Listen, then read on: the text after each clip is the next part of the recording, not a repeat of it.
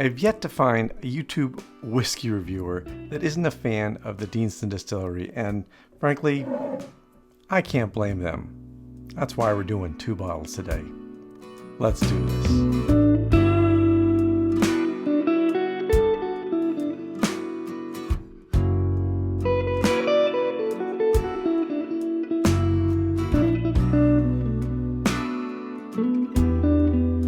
Welcome to Whisky Riffs. If you're new here, I'm Kevin, and I appreciate you stopping by, watching the videos, and I hope I have a good one for you today because I have 2 Deanston expressions. The first one is their 14-year organic expression, and the next one is their virgin oak expression. Now, the organic is a limited release expression, and it's similar to a review that I did earlier from Deanston. They had a Bordeaux red wine cask expression that was just lovely, and I can't get it again. So if I'm lucky enough to like this one, I may have to grab another bottle before it goes out of circulation. The virgin oak one is a regular expression for them. It's in their core expression list, so it should be easy to find. I was actually able to find both of these.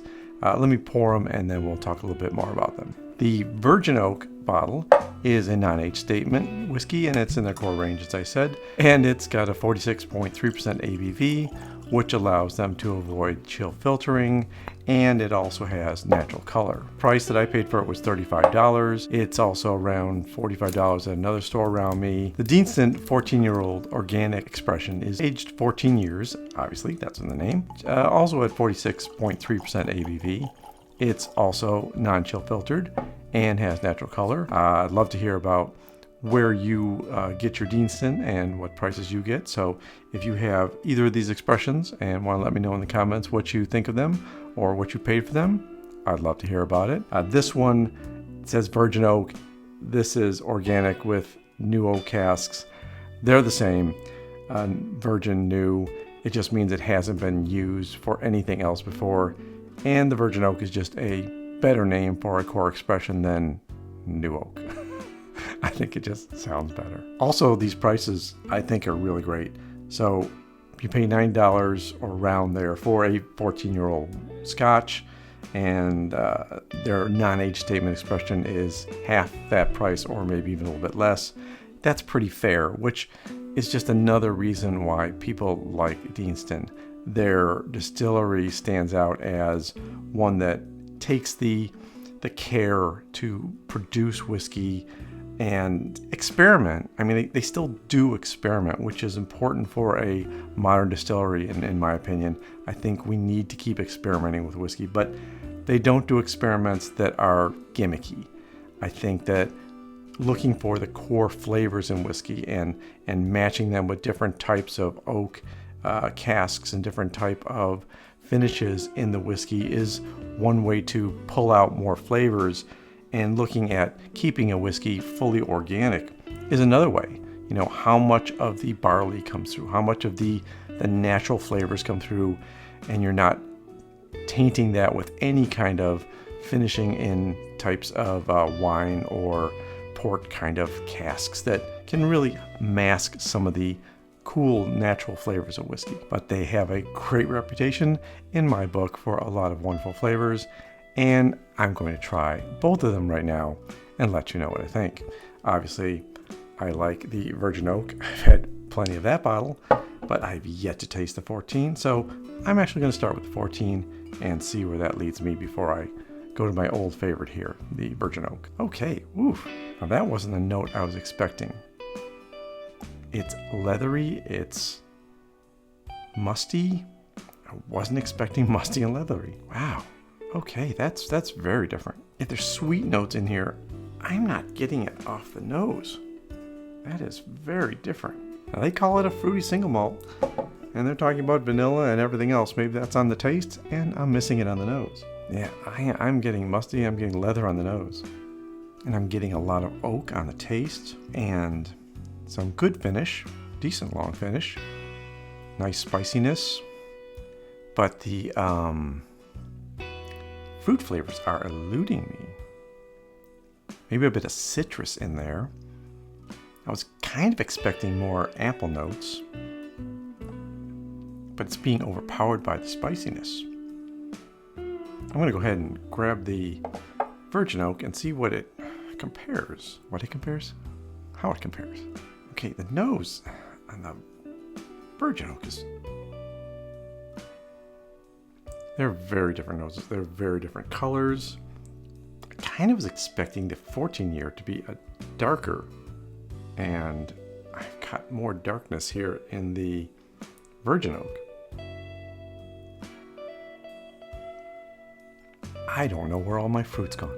It's more malty notes than it is this one, which is still giving me kind of a leathery, like a book leather note to it. It's not the nose I was expecting or necessarily wanting. Let me try a little water in both these. Maybe we'll wake something up that I'm missing right now. A few drops in each to give us a wake-up call. Okay, it didn't change the nose on the 14-year, but it did change the nose on the virgin oak. Definitely getting more berry fruits on the nose and even more citrus on this one. The water ramped up the spiciness a little bit. Yeah, and brought the heat up.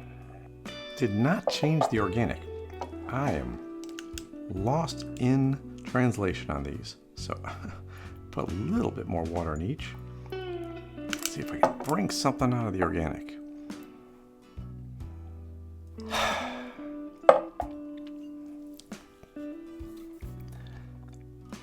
Can I say I'm disappointed?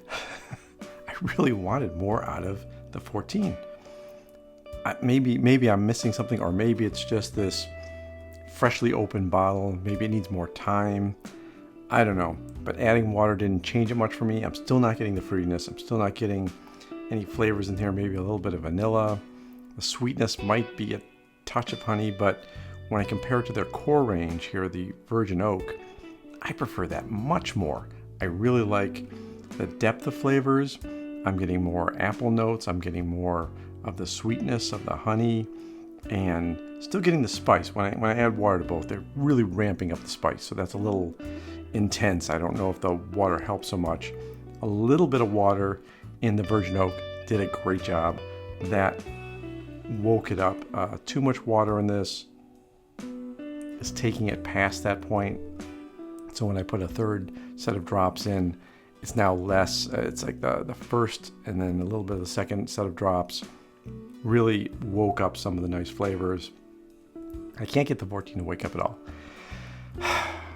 So I need your help. Have any of you had the Deanston 14 organic? And do you get different notes? Are you getting sweet flavors? Are you getting fruit flavors? Please let me know in the comments. I'm going to keep trying this whiskey. I'm going to keep going after it and seeing if I can find some notes that I like. I certainly don't like it twice as much as the virgin oak. I don't think I appreciate the 14 years as much as I thought I was going to. And I don't know if it was worth double the money. I'm enjoying this virgin oak. It's a really nice semi-sweet whiskey. It has the Highland maltiness. It has a little bit of the brighter fruits in it, the apples and the honey and those nice little touches. And the 14 is not giving me any of those. So I'm sad that I didn't get what I wanted out of this. I really thought the 14 was going to jump ahead of the virgin oak. But, you know, these things happen, especially on the first tasting. And we need to go back in and try again and again in some of these. So I hate to make a recommendation on my first tasting and say I don't recommend the 14, because I don't know about it yet. It's not my favorite at this point. And I've enjoyed some Deanston expressions that were just lovely, and I wish I could get them again. But this one isn't going to be on that list right now. If you have a different opinion, again, comments. I would recommend their virgin oak. I think it's a great whiskey. I think that it has a lot of nice balanced flavors, and you really can't beat the price. I mean, the fact that I paid $35 for this seems like a steal, and I will go out and buy another bottle of the virgin oak. I think it's a great expression, and I right now will not recommend the organic. Argue with me in the comments, and until next video, take care of yourself. Take care of those people around you, and cheers.